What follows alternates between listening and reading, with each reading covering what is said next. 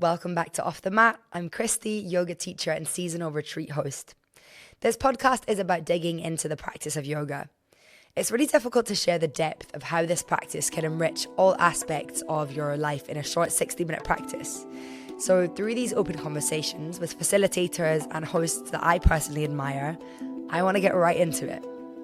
Today I'm with Miriam Brightbart, a teacher whose classes I love to attend when I can. I fell in love with Miriam's classes because of her kind and gentle energy that is sprinkled in all the intention she puts into each and every one of her classes. Miriam is someone who really stands up for what she believes in, and she was one of the first people that sprung to mind when I dreamed of creating this podcast. Our conversation attempts to boil down what a yoga practice really means in a day-to-day life, and how these tiny little moments on the mat can shape your daily reality when you step off of the mat and into this highly complex world that we all live in. You can subscribe to the podcast for next week's chat, or you can find me on Instagram at ChristyNightYoga for more. See you there.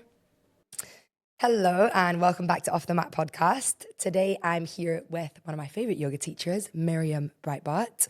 And yeah, let's get started straight away. We're going to jump into a short meditation so that you can arrive into a space of listening, of comprehending. So get comfy and let's begin. Welcome. Thank you for having me. So yeah, let's jump straight into it. You might be listening on the move. You might be listening sat down. So just wherever you are, just take a moment to ground your body. And it might be that if you're moving, you just keep this as like a walking meditation. But if you're somewhere where you can safely and comfortably close your eyes, just close your eyes down and take a moment to drop into your body. So for me, sometimes that means I move a little bit before I find stillness, like a little shoulder roll, little neck circle. So just let your body shake off a little bit. And then from that place, we start to drop in. Let's begin just by softening a little bit of tension away. It might be that there's these really obvious places in your body that you always hold on a little bit to, like the spot between your eyebrows, the jaw, maybe that subconscious holding in of the belly that so many of us do. So see if you could allow those points to really relax. This body's feeling a bit more relaxed. Just a question to drop in. How am I feeling in this moment? What is moving through? And we can notice the mind tries to do that thing where it wants to label and understand what we find. Let's see if instead it could just be like this moment of listening, moment of receptivity.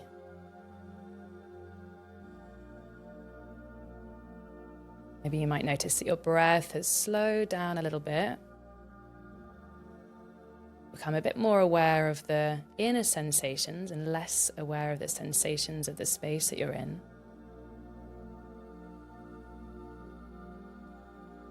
Seeing if you can keep this feeling of awareness and this sense of listening with you as you gently blink your eyes.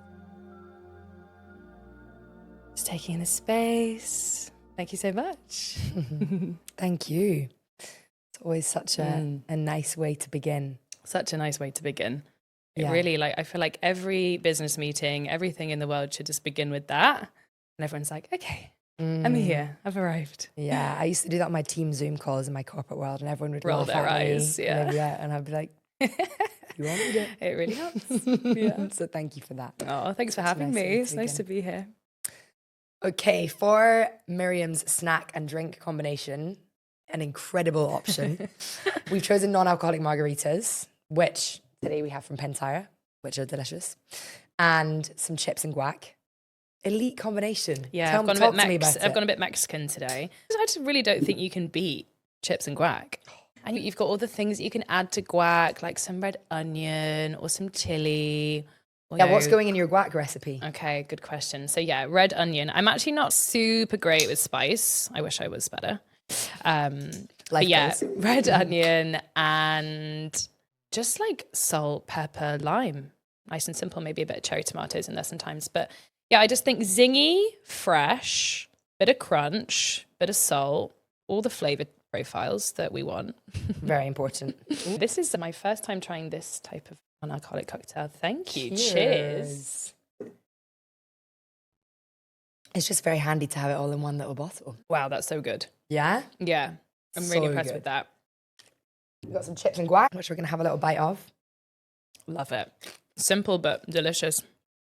Amazing. Reminds me of being on a beach. Yum. A beach in the podcast studio in London. I know, we can just imagine. So I want to start today with asking you a question. So what's your favorite part about your job? Oh, great first question. So I have a couple of jobs, but I think they do also merge beautifully together. So I'm a yoga teacher, I'm a sound facilitator, and I also manage a yoga studio and wellness space in South London, which is expanding to a retreat centre very soon. So I do a little bit of all of that.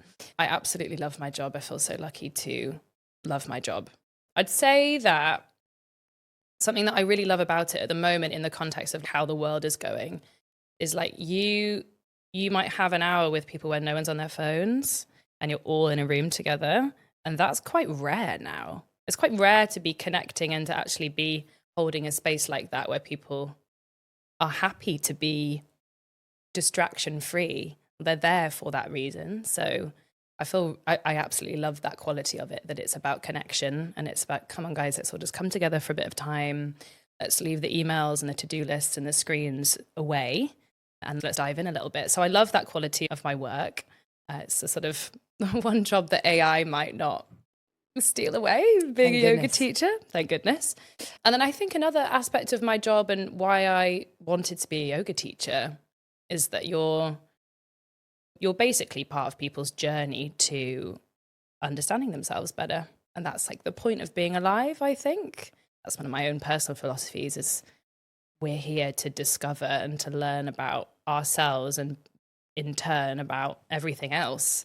So the fact that I can be a little bit part of that journey is so special. That is so beautiful. Yeah, I am very grateful for it. I love that. When you're teaching in practices, is that something that you say at the beginning of practice? Like if someone did have their phones by the mat, for example, it's a bit of a sticky subject for teachers, isn't it? I am quite strict with it, I'm going to be honest. I think you should be. And I rate it. I rate when people I've seen teachers in class being like, this is a phone-free zone. So in the studio that I manage, we say that as part of the sort of welcome spiel, if you will. So we always say no phones in class or no phone use in class. I've been really lucky in that I don't personally come across people using their phone during class, but I have heard of that happening, which feels really depressing. So I think if I was confronted with that, I would go over and say, you can pop your phone away for the duration of the class. Yes. I'm sure it's going to happen at some point. I respect and rate people that is a little bit of disrespect there as well, I think. So yeah, I always say it's respect your own practice. It's not for me. I don't mind whose phone is there, but give yourself that hour. Give yourself that time for sure. You know, you've paid for the class, you've shown up, you're going to spend an hour of your time. Take the practice from it. Try and switch off for a moment. And even just having it there. It's still there. It's in your mind's eye. You can see it. 100%. If something does light up, it distracts everyone else. It's a very hard one. It is, yeah. Let's dive into talking about your kind of journey into yoga. How old were you when you started practicing? Do you remember if there was a kind of aha moment or like a class where you were like, wow, this is amazing? It's been so nice to think about this again. I feel like when you've been doing something for a little while, it'll be my 8-year teaching anniversary in the beginning of next year, February time, you stop reflecting on that journey or you don't reflect as much. It's been really nice to have a little bit more of a reflect on how I've got to where I am now and why. So my journey with yoga began when I was quite young, actually, but I was very reluctantly dragged to yoga by my mum. My mum did her yoga teacher training and she's big into like Eastern philosophy and very spiritual. And so that, obviously, your parents are really influential, but you reject that for a certain point. You're like, I don't want to hang out with my mum when I'm a teenager necessarily. Obviously, now I've really followed in her footsteps, but it took a little while. But as a teenager, I was deeply anxious, really crippled by anxiety. I don't think I would have used that language to describe it back then. But when I look back now, I had chest pain, couldn't breathe, was going to all these different doctors to try and figure out what was wrong with me. But really, it's just anxiety. Yeah. And I think it took me a little while to appreciate that it wasn't, you just having a heart attack all of the time and that anxiety can present in such a physical way. So My mum was always encouraging me to come to yoga, do some breathing, lie down, try and work on some relaxation, like really simple stuff. And I just wasn't really up for it. But I think tiny little seeds were dropped in there at that point. And then it was until I moved to Australia when I was in my early 20s that I finally found it for myself. And I think it was primarily like a physical thing for me at the beginning. So I started going to a hot yoga studio in Manly in the Northern Beaches in Sydney. And I was just hooked. Classic. Paradise. And I remember actually the very first yoga class I went to. And it was funny because it really helps me empathize with someone when they're new to your class, because it's such an overwhelming experience and you don't really know what's going on. And all of these people that are maybe feeling way more comfortable in the room, like, wow. And the sort of effortlessness with which they move their body. I remember the teacher cueing headstand and all of these legs like floating up and just being like, how? Or I will never be able to do that or anything like that. So I think for me, it was that I was so drawn to this sort of body feeling. The feeling that I would have to have afterwards would be like, wow, a feeling of presence and like aliveness that was really addictive.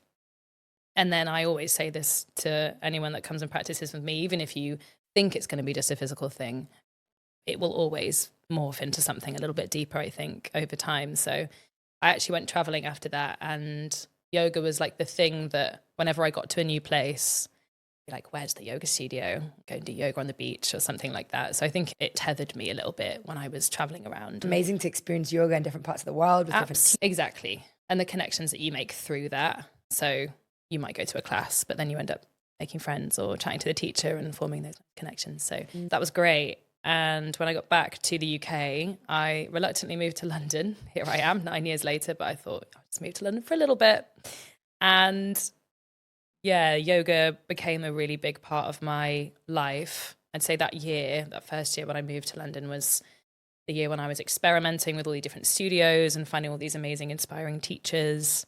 And I was just really in awe, I think, of the way that it allows you like more depth of understanding about your body, your mind, your patterns, what's happening, what's really going on.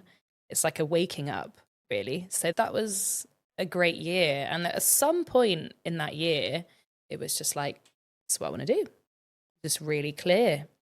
And at the time, I was really interested in drama therapy. So I did a drama degree, and I was interested in like applied theatre in like prisons or institutions. And there's definitely some crossover with yoga, because obviously yoga can be therapeutically used in all sorts of different environments. And so that was something I was interested in. And then a slight detour of that, and I booked onto my yoga teacher training. Yeah.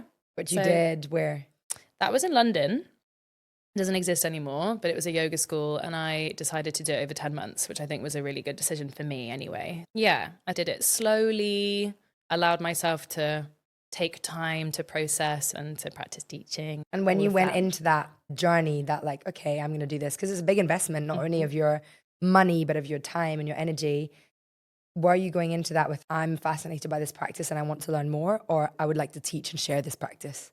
It's funny, I'm going to teach 100% Straight in. away. I knew I would say in the past, I've not always had absolute clarity on everything. I maybe have a little bit of indecision generally, but this is one thing that I just had total clarity on. I felt really clear on it. And I know that tends to be a conversation, doesn't it? Do you want to teach, or do you want to just experience it for yourself? And maybe that morphs and changes over the duration of your training. But I was one of the people that, just really wanted that to be my career and to be where I wanted to go. Yeah, made it happen for myself. It's great. Yeah, I think I get people often in classes asking about, I'm really interested in this, and I do often recommend a teacher training as a way of not just becoming a teacher. And that's why I initially did it. I didn't want to be a teacher. I initially did it because I was like, wow, there's so much more going on here than I can understand or explain. There's so much in a 200-hour. You're given all the tools and all the learning and understanding and books and discovery of going, okay, this is this world, this lifelong learning, this journey that you can take bits from and apply to your life. And my life completely changed since doing that. And that's why I wanted to start these conversations in this podcast. There's sometimes only so much that you can give in a 60-minute yoga practice in a studio. Absolutely. there's just so much depth to share, and I just can't wait to share a little bit of that through these conversations and hope to inspire people on that learning journey within yoga beyond just that physical practice even more. I completely agree. I think it's interesting what you just said as well, because I think it's really common that people that maybe aren't sure, I just want to learn more, maybe want to dive a bit deeper. I think most people want to teach by the end of that teacher training, because you've invested in yourself as a teacher, you've learned about the art of teaching, and you've built up that skill set. And so it feels like something that maybe you want to share now. So I think that tends to be the shift, right? But it's nice to go in with that intention, just to learn and to see what you find in a sort of unpressurized way. And within that first 200 hours, there's so much. What are the real main things that have stuck with you, or main things that you've thought, oh, that's become a part of who you are as a teacher, or how you live your life? That's a really good question. So funny enough, I think when I think back to that 200 hours, the main takeaway was like, wow, there's so much more. This is like the tip of the iceberg. And I don't think that feeling ever goes. I think that's a good feeling to have all of the time. There's not like a comprehensive list of now you understand yoga in its entirety. And also, who's the ultimate authority on that? Everywhere. There's such a melting pot of influence and so many different lineages, and it can feel overwhelming, or it can feel really exciting. So I think one of the lasting feelings of my 200 hours was like, wow, this is, I know nothing. And there's so humbling. much more. It's humbling. It's great to be humbled. So that was a big one for me. But I think just a commitment to, for me, I really love and crave variety. So as a teacher, I like to teach a variety of different sort of sequences or movement practices or breath practices. So I think that there is really no right or wrong in any of this at all. Some people will really get into their niche and they'll find their thing, and they're like, I'm going to become the expert in this thing, and I'm going to teach that. Take something like Mysore, beautiful practice. You can use, so it's a sort of really, you become an expert in that. And I think actually I've always known, but I think the 200-hour training really helped me to solidify that, I love variety. I love learning different things, and I love bringing different things into my practices. Like, the principles are the same, the foundation is the same, but it's like sprinkling in the newness that keeps me interested as a teacher and as a practitioner. But then I also think maybe might keep my students curious and listening and interested. So I think that's just a personal approach. Like I said, there really is no right or wrong. Yeah, it's like you have then a toolbox of all these different tools, and some might serve some people better and some might serve other people better. I'm the exact same. Yeah, some things resonate, some things don't. And I always say that in my class, leave what hasn't resonated today and take with you what has. And that's how it starts to become like a practice away from this time on your mat, because you're like, oh, that word really sparked a feeling in me, or that phrase that she used, or that movement that was so interesting. And so it's finding the things that actually make you feel curious about It's yourself. like a self-knowing then. Yeah, because 100%.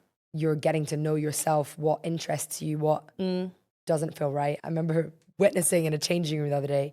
It was this class that I'd gone to, and it was a very spiritually led class. She had a lot of yoga philosophy sprinkled in there, a lot of very deep conceptual knowledge. It was a beautiful class. I heard two ladies in the changing room, oh God, I wish they'd leave all that spiritual stuff out. It was such a reminder for me, because I was like, wow, I've come out thinking, loved that. Learned so much, felt so good. And they're going, oh, didn't enjoy that at all. And it's such a good reminder. It's so funny. And that's always why I say to people who are like, oh, I'm not sure about yoga, and go to lots of teachers, because everyone is so different. Every teacher is different. Every style is different. Every studio is different. This is why people say, I went to yoga, I didn't like it, I wasn't good. Yoga is a huge umbrella term that now is interpreted in so many ways. Every teacher brings something pretty different, and there's also so many different styles, so many different interpretations.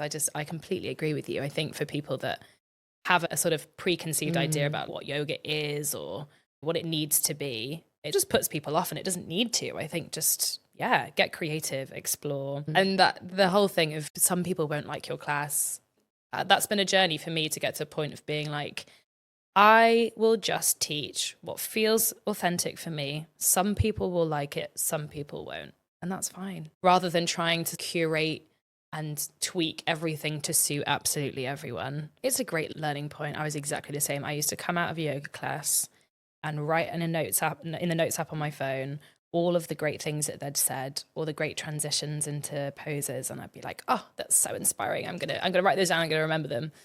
You don't need to copy what other people do. That won't sound authentic coming out of your mouth because that's not something that you've felt for yourself. So that's been a huge learning for me over the last 8 years, to just really try and speak from your own heart and from your own experiences. That is your like really rich, fertile ground to inform whatever you want to say. And isn't that such a beautiful philosophy for off the mat? Like, how often when we're younger, you're fitting in, you're doing things because other people are, there's peer pressure, there's whatever it is. No, what do you actually want? Who do you actually want to be around? How do you want to show up in the world? And what are you doing because someone else is doing it? It's literally like the big 101 life lesson, isn't it? How to authentically you. And I know you just touched on briefly your journey from your mental health when you were younger, I guess where you are now. Is I would be so surprised to hear that you were in that space, because you seem such a certain, assured person, and like you really know yourself. I've always really felt that from you. I would love to hear about how your yoga practice or visiting yoga classes or learning about yoga philosophy has helped you away from the mat in maybe periods of transition or times where life felt a bit more sticky. Yeah, I think you don't really know how these practices, I say these practices, whether it's yoga or you might use another term like mindfulness or whatever you want to say, your practice that grounds you, you don't know how important it is until you're in a really challenging situation, I think. And that's when you can feel like you're using the tools in a practical sense, right? So yeah, from that very anxious teen, it's helped me so much, like exponentially. But even actually quite in sort of small, drawn out ways. It's not like these huge moments of shift. It's the steady discipline of practice of, I don't mean that in you have to be on your mat at 7 a.m. every morning. It's like the discipline of knowing that this is going to be with you for your life. And so just dedicate some time to it. And that might shift in like the form that it takes, but just be with your practice. And at some point, I think I realized, wow, I don't have any of those symptoms anymore. And my relationship to anxiety is more, it's like a softer relationship. Like I know that sometimes I'll feel those things, but yeah, I think it's just helped me to feel so much more grounded, so much more present, so much more aware. But yeah, when I think about periods of challenge, I went through quite a big shift in 2020, I think it was. So it was my first and only breakup, actually, because I had a very long relationship when I was young. So we were together for 12 years. Wow. So as you can imagine, I'm sure everyone listening has been through heartbreak and breakups. It's like a really challenging time, and I don't think it ever gets easier. But it was obviously coupled with COVID. So it was just after the first lockdown, having to rearrange my life in some ways and figuring all of that out. Huge periods of transition and coming off the back of a period of lots of instability, like globally, just like personally. I think at that point, I was like, yoga was just the solace. Not that, I was thinking about this, I think it's really important to be clear that like yoga is not just about feeling good, right? It's not just about being like, I'm going to go and be zen and be chilled and feel nice. Yoga for me, and the thing that's helpful is I'm going to go and authentically be with what's here. And that can be like really uncomfortable. It could be that I'm going to cry or feel sad, but it's like I'm allowing what's there to be felt. And that's, I feel like we talk about it all the time now in modern psychology. It's like we know we need to feel what we feel. Suppression is bad, feeling is good, but it's so hard. And having this lovely dedicated space where you can just be with yourself, basically, I think that is so important nowadays, always, but particularly at the moment. I just feel like we need that for our own like inward connection, grounding, whatever you want to call it. So it definitely helped in that period. It was, yeah, I think it really helped me on the journey to just a bit more acceptance, feeling like I'd been able to process what had happened and what I'd been feeling. When we are in emotional places or spaces, life doesn't slow down for you. Like you still have to go to work and you still have to be a human and do all those things. I find it difficult to sometimes allow myself the space to feel it, because when you are moving at 100 miles an hour, which so many of us do, You physically don't have the minutes in the day. What you said at the beginning, that time on the mat without the phone, with a room of people who are dropping into a space of being more present than they perhaps were when they weren't in that room, is so healing, unbelievably healing. And I'm sure you've had so many times where you've had clients or people who come along and you witness people's life journeys. So I'm sure you've seen people through pregnancies, through breakups, through life changes, through grief. And that class that they come to might be that space where they process that. And what a gift to be able to share that. It's so precious. It's so rare now to have that. I think we feel very time poor, don't we? And I'm talking more about the context of London. There is a world outside of London, I'm very aware, but we live here and it's an intense place to live. There's a lot going on. And so I do, feel exactly the same. I feel so honored that someone's like chosen to be with me, but also with themselves for an hour or however long. What I would say as well, in terms of just how the practice has helped me off the mat a little bit, I think we've talked about that quite a lot today already. The Svadhyaya philosophy of like self-study is something that, can't we be curious about ourselves? That doesn't mean that we're always going to like what we find. But I know just personally, I've had so many moments, particularly in that year that I talked about when I just was going to as much yoga as I possibly could, at as many studios as I could, as exploring and diving into all different versions of the practice. There'd be moments where I'd be maybe in a flow or maybe in a yin posture or just lying down, often in shavasana. It's the classic time when you just, all of the epiphanies happen. And it's like a piece of information is dropped into your body that is just like a piece of wisdom that you've just needed to know. I have memories of those specific moments of being like a shift of this is something I'm still holding on to, or this is like a pattern that keeps repeating for me, or something like that.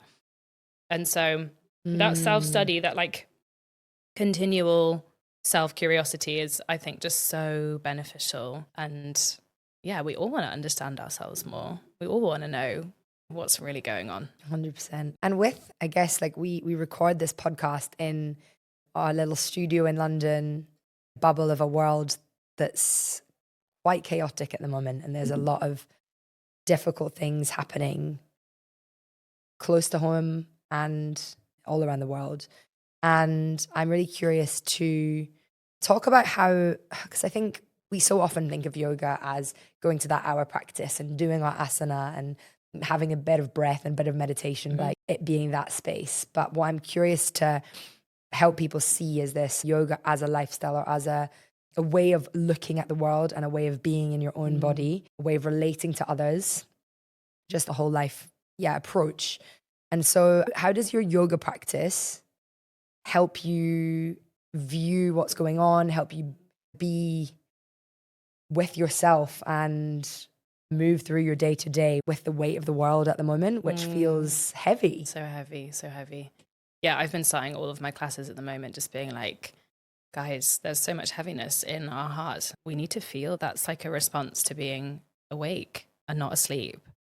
So I think about this all of the time.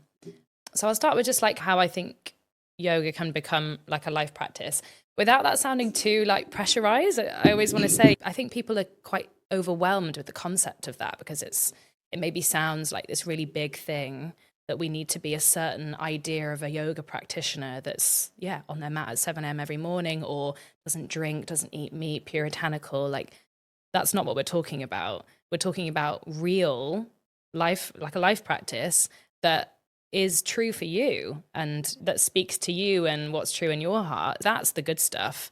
So number one is like taking the pressure away from what you think that means. For me, if we boil all that we're talking about in yoga down to the word awareness, if we can be more aware, that might start with body awareness. So it might start with, okay, I'm just much more in tune with my body and my body's experience, my body's signals, my nervous system signals. That's going to become more of awareness of everything else that's going on, thought patterns, what's going on in the mind, how distracted are we, where's our attention. That's going to just naturally then become an awareness of where you are physically in the space that you're in the interactions that you're having. And all of that is just like this continual dial that just wakes you up and up and up. And the sort of difficult part of that, as you said, is that you're then so much more aware of the difficult stuff that's happening in the world. because it's also helping your empathy, right? You're empathizing, you're feeling, you're awake. So is always like a double-edged sword. I think it's definitely a wonderful thing. It's a positive thing, but there's always the challenge with that. So for me, I think we do have a bit of a duty to hold what's happening and to find a balance where we can look after ourselves and witness and speak out if there's things that we feel like they're things that need to be spoken out about. That's been a huge lesson for me over the last couple of years in particular. I've always been a people pleaser. I've always wanted to play things safe or never offend anyone, never have any sort of difficult or conflicty conversations. Unfortunately, the world just doesn't work like that. And particularly what we see in the world right now, and it just feels like there's such a big rise of fascism and censorship and like people not able to say the truth. And so I think it's all the more important that we do. And I think people are a bit shy to do that in yoga sometimes because we're like, oh, it feels like you need to stay in this very specific lane. But I think it's just a redefining of what yoga is. Like, yoga is a tool for liberation. And if we're talking about all of these things that we don't want for our world, like liberating from that through, how you speak authentically, how you shine a light on the truth. So that is a really big one, I think. I can see and feel that it informs the way you communicate and the way you show up, and it's really powerful. I love that you said it's this duty of, okay, I'm speaking from this place of awareness. So that can't just be its own little island of calm and peace, and that's not the reality. So why are we pretending I think like part of the reason people might feel intimidated to go to a class, and when I speak to my friends who don't practice yoga, is they do see it as this physical practice of getting upside down or of doing big back bends, or if you look on Instagram and you do just see a lot of that, and that is so disconnected from what you are actually coming to a yoga class to do, or a good yoga class to do, in my opinion. I completely agree. Yeah, I think there's a huge disservice now to the way that yoga is construed and painted on social media. Is just not a good representation of anything, I don't think, because it's just there to try and sell us stuff, essentially, a lot of these platforms. So it shouldn't be our sort of goal or ballpark for anything. They're often seeing these images and being like, oh, okay, that's what yoga is. And I still have it all of the time. So much resistance coming and just being open to seeing what it's like. And these preconceived ideas that people have based on, images that they've seen. I would love if everyone had a little bit more, I think just an open-mindedness to what yoga can be. And it doesn't have to be the yogic life as a set of rules, or there's so much depth and so much beautiful stuff to get into and take for yourself. That puts people off so much, the idea of what a yogi needs to be. And I think it took me a while to allow myself to let go of some of that pressure as well. I think we all feel that as a teacher. And so freeing to be like, I hold my hands up. Sometimes I don't step onto my mat and do any form of self-practice, whether that's a dynamic practice or just lying on the ground, rolling around or shaking my limbs or tapping, whatever it could be, all the sort of stuff that I'm more interested in nowadays. But I sometimes go a little while not doing that. And part of me could be like, oh, I should be doing X, Y, Z. I'm not being true to being a yoga teacher. But ultimately, it doesn't need to be a place of pressure. That's not going to serve anyone. Just show up as you are. That practice is always there to come back to. And part of the conversation that you've just said so beautifully is like moving away from seeing it as something that you do in a yoga studio for an hour and starting to notice that when you're presented with a challenge, like someone's really pissed you off at work or someone's just cut you off on the road, a moment of awareness before we react, like a slight separation between the sort of reactivity and how you actually do choose to react. Is that for me is a really big yoga practice. Like it's like an awareness tool. Yeah, we could all do with that. We could all do with that. And I know I'm so much better at that now than I was. And I would love for more people like around on the London roads or wherever else to give that a go. Because I think those are the moments where you start to notice like the interactions that you're having, the conversations you're having, the way you're reacting to people that might have a different opinion than you. Everything becomes that little bit more aware. And that's the starting point for everything, I think. Yeah, and I think like when you first do that 200, to go back there and you're reading and digesting these very old texts and philosophies and ideas, and there's so much that's so wise and relevant, and like you take so much from it. But there's also like a kind of, we live in such a different world from that. So it's like, how do you take those foundational principles and apply them to your reality, what it is right now? 100%. We live in a fast-paced city where life is crazy, and a lot of these principles can really help us, but also a lot of it is, that's not possible from my reality right now. I've got to take the bits from it. So I want to talk about that. How do you find balancing a lot of this kind of really ancient wisdom with quite a disconnected modern world from our actual reality? That's such a good point. I think, and again, feeling like we need to be really rigid with how we learn about these things and how we apply them just puts people off. So it's like it's a really lost opportunity to see, and I want to caveat that by saying yogic philosophy is a very important thing that every yoga practitioner, every yoga teacher should study. And so that you can start to inform your own relationship to it, right? So for me, a teacher I really am inspired by called Paula, she says that your philosophy is inspired by the things that you read, the things that you listen to, music. Think how inspirational all of those things are. So bringing them into your own, to make your own philosophy about those things, actually, I think is so much more accessible.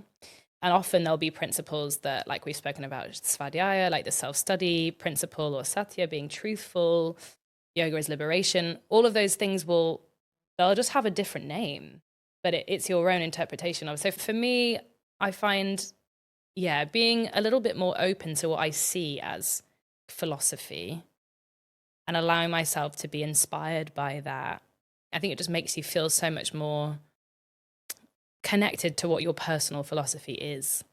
I don't think I have one sentence that boils down to like my personal philosophy, but lots of different things. I think authenticity is a big one. Like, how can you really be with your authentic self? That's so hard to do. But whether it's, using music, art, literature, things that inspire you to get closer to that and to express that, it's a beautiful thing. And on that subject of the things that are inspiring, the books, the things you're listening to, the music, let's start with that first. What are those things that you come back to if someone was starting on their yoga journey and you were like, this book really opened my mind or taught me something that stuck with me? There's one author called Michael Stone. There's a book that I'm halfway through, so I feel a bit like I can't fully recommend it, but I've loved it so far. It's called Awake in the World, so it's very similar to what we've been talking about. But if you're interested in this idea of applying philosophy to a modern context, there's a book called Yoga for a World Out of Balance, and it's like teachings on ethics and social action, and it's that route in. But I find his writing really accessible, so I'd really recommend his work. And then my favorite meditations in the world are with Tara Brach. I don't know if you've ever done any of hers. She's amazing. And she has a podcast as well. Just a sort of deeply spiritual, insightful person.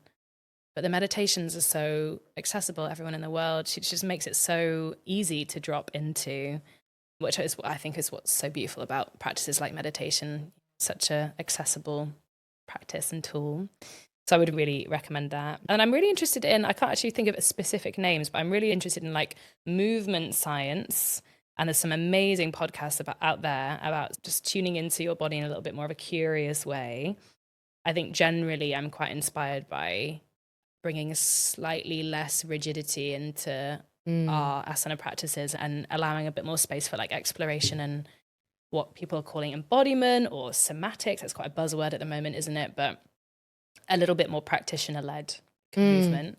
So anything around that, I love listening to. There is so much out there. There's I know. Oh, and also I would really recommend a book that I think I probably did read in 2020 in said difficult patch. She's called Pema Chodron. She's like a Tibetan Buddhist, and she has written loads of amazing books. The one that everyone knows is like When Things Fall Apart. Yeah.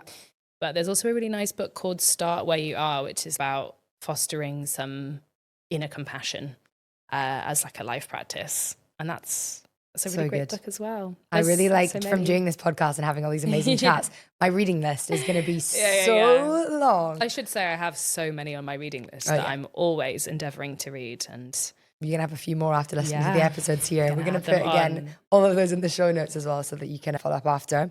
I'm really interested in this idea of what you're talking about is like somatics, or what did you say, movement science? Because I know and see I remember seeing a video that you put on your story of you doing like the kind of shaking, like shaking out your body.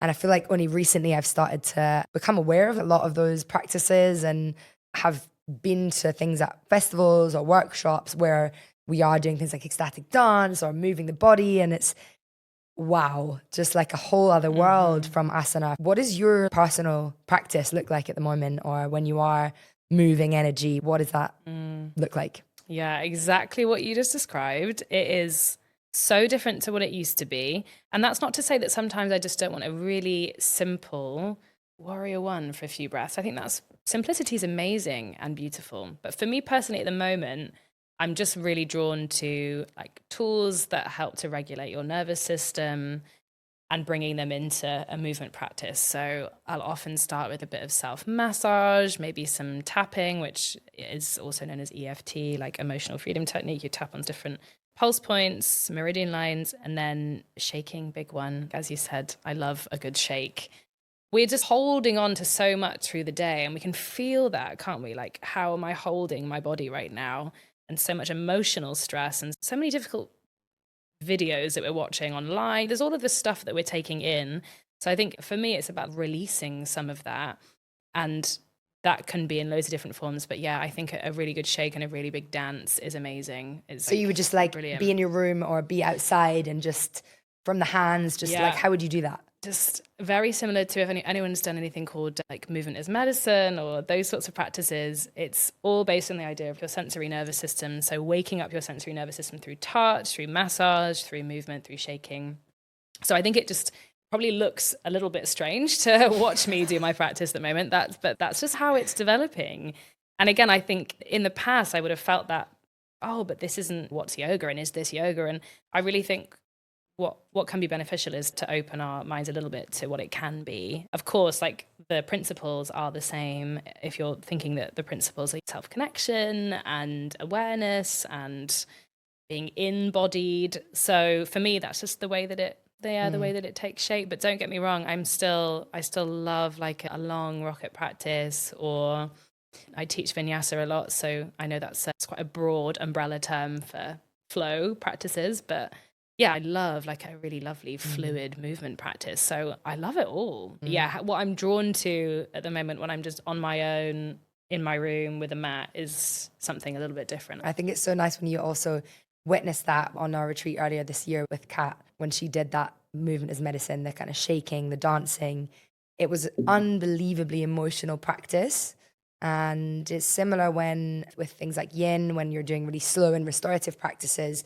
Quite often I see people really tearing up, or I can see physical frustration sometimes in practice. And that's when you just realize, what's that book, The Body Holds the Score? It's like, we do hold so much in the shoulders, in your jaw, wherever it is for you. And like those practices, literally physically shaking, which, not gonna lie, if you'd seen me do that 5 years ago, I would have been like, Christy's gone crazy. There's so much resistance. It's amazing. It might look a bit weird. Yeah. But like, we need to shift that, get rid of some of that. You don't need to hold all that. It's so freeing to be like, I really don't. But the first few times someone does a practice like that, it's going to feel really awkward and inhibited and uncomfortable. But there's so much freedom on the other side. And yeah, I completely agree. I think it's where all the good stuff is. And I always have a huge cry when I do any form of dance or shaking, because we know that we are one being. It's not body and mind, two separate things. Like, we're holding everything in one entity. And so it's, movement is the key. Move it out in the ways that you need to, in the ways that work for you. Yeah, absolutely. Get in front of your mirror. Not even in front of your mirror. Get away from your mirror and just stand and shake your body 5 minutes and honestly see what happens. Yeah, everyone will feel better. Yeah, we used to do, I lived with my two best friends for a little while, and we would do like a 11 a.m. dance party, and we would just put on a song. Sometimes we'd do a little scream. I love that. Let out a scream and just dance.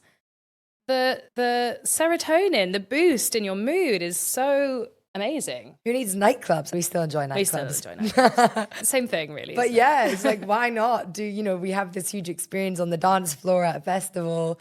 Why not give yourself that in the middle of the day? One of my good friends, Tish, she's amazing. She does a lot of helping people build businesses, and she does it all through somatics and body work and understanding yourself to then understand how you can pour that into your purpose and your work. But like, she's always on Instagram each day, like reminding you to do your daily shaking or like daily whatever. And when I scroll past it, like I'll often stand up and just do something. And I'm always like, thank you for that reminder. That was great. What I love about it as well is that all of this stuff is we're not So inventing. simple. We're not inventing these like incredibly complex, difficult practices. All of this stuff is what our ancestors used to do. They used to gather together. They used to dance, play music, bang drums, like all of this stuff. They used to shake their bodies. They used to breathe consciously. There's all of these things are not new. And so it's just remembering that feels good for a reason, because we're really disconnected from the simple practices and the tools that like we just need to feel human and to release and to shake off. And they say that animals all shake. So if you see like a dog will shake off after an interaction with another dog or whatever, or even children shake when they've been in traumatic situations. So it's something that we lose connection to as an adult. And so much Because of we that is probably social think- conditioning. Yeah. We just don't think that we have to present ourselves in a certain way, and certain emotions are labeled as bad and not allowed. And so I think we are very disconnected from the things that are just like simple and so healing and important. And inherent. Right? Yeah. Your body knows. Yeah. Love Something else I wanted to add as well, as a teacher, and I know some people listening will be practitioners, some people will be teachers, but as a teacher, it's something I always try and remind people of is, or that I believe, I'm not there to teach you anything that you don't know. I'm not there to, it's not a classroom. So I'm not on some pedestal. Like, I'm there to hold some space for you to remember what you've forgotten. So like exactly what we just said, everything that you need is already here. Those like fundamental things that are going to help your relationship with yourself, or heal your relationship with your body, or just help you feel more at peace, more accepting, whatever we want to work towards. It's all just there. It's just clearing all of the other stuff out of the way, all of the conditioning, all the stuff you've been told, all the stuff that's got in the way effectively. I think maybe that's my philosophy as a teacher. Just I love that. come back to what you've forgotten. I've been to many of your classes, and yeah, that's exactly how you always make people. So. I'm glad that comes through. Cool. We're going to head into the last section of the podcast, which I haven't told you about, but it's called Final Flow. And we like to have these big, deep, open conversations. Now I want to finish on something quite lighthearted, just like a few quick fire questions, not quite one word answer, but short and snappy. Like first thing that comes to your mind, I'm go scared. for it. Okay. What's a mantra that you come back to? Okay, so it's actually a Sanskrit mantra. Asatoma Satgamaya, and it's all about coming back to remember your truth. Out of the darkness into the truth. Love that. A long answer. What's on your vision board at the moment, Miri? My vision board is a retreat center in Spain, which is happening, but it's been on the vision board for a while. So excited. Happening. Yeah. Oru El Saltador. Oru Big El up. Saltador. Yeah. If anyone wants to come on retreat, it's very shortly going to be lots of exciting retreats happening there. It's been on the vision board for a long time, and The vision board is happening. the vision board is becoming a reality. We love to see it. What's your most used emoji? Ooh, a heart. Cringe. Red? But I like a white heart. Yeah, Yeah, you do. classy.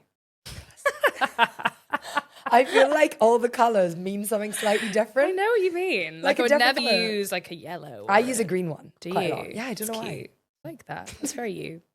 What's your favourite morning ritual? Very similar to what we just said, like a full body shake. Yeah. Love that. Okay, last one. Current London teacher or class that you're obsessed with? Oh, such a good question. You can say multiple if you want. 'cause Yeah. There's too many to not name. But Unfortunately, can I give a Brighton one, or is Yeah, that a of bit too course. far? My teacher Callie is amazing, and she's got a studio called Flow State, so you should go check her out. And I love her classes; don't go to them enough. But yeah, she is an amazing embodied flow practitioner. And then, it's difficult. What would I say? I have so many wonderful teachers at Oru. I feel like I can't give anyone preferential treatment. I would actually say, not necessarily a yoga class, but one of the meditations that we offer at Oru on Friday with Lisa is just beautiful, and just such a beautiful grounding on a Friday afternoon to do. I love that. It feels like a little bit of peace at the end of the week. I love that. Nice time to practice and meditation as So well. good, so needed. Amazing. We are going to wrap up this podcast, which feels crazy. Thank you so much. So thank you so much for taking the time to come here to share all of your wisdom, to share all of your recommendations, and for everything that Mary's mentioned today. We'll make sure we write it in the notes so that all the books, all the studios, all the places, Oriel Saltador. Yeah, I want to also just finish with, if people want to dive more into your practices, where they can find you. Yeah, for sure. So I am on Instagram. So I am Miriam Yoga on Instagram, so you can come and connect with me there. I teach all around South East London, so come and practice with me. I do one-to-ones, I do one-to-one sound healing as well. If anyone's interested, come along. And I am doing lots of retreats next year. So if you're interested in coming to try out a retreat, then drop me a message. Amazing. Thank you so much. Thank you so much. Move the mic out of the way. So fun.